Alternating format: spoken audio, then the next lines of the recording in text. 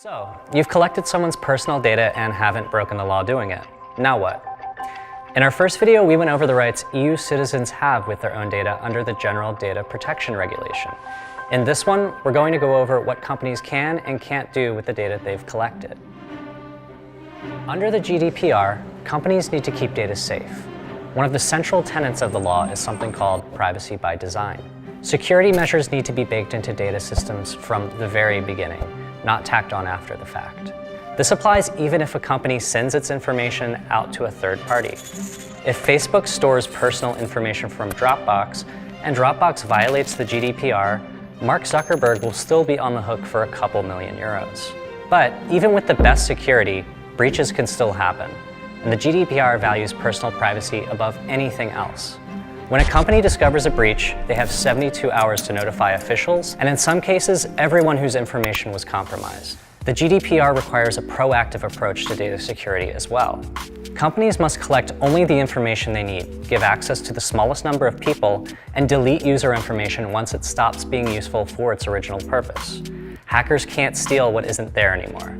To ensure compliance, companies will also be required to keep detailed records of the types of data they collect, what they do with it, and what systems they use to handle that data.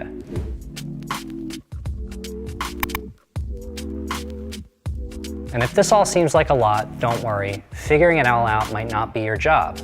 If your company collects or looks at data on a large scale or deals with special information, that's information about medical or criminal records, union membership, religion, political beliefs, race, ethnicity, genetics, biometrics, sexual activity, or sexual orientation, you will need to hire a data protection officer or DPO. The DPO's job is to know the GDPR inside and out, share that knowledge with the company, and keep in touch with EU regulators to make sure that nobody is breaking the laws. If you're not sure if these apply to you, it's best to contact a DPO anyway. Companies that need DPOs will also need to conduct Data Protection Impact Assessments, or DPIAs.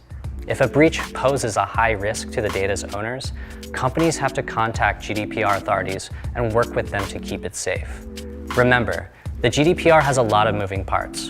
Do your research and speak to a lawyer knowledgeable on the subject to make sure you're in compliance. This has been Matt with AList Daily.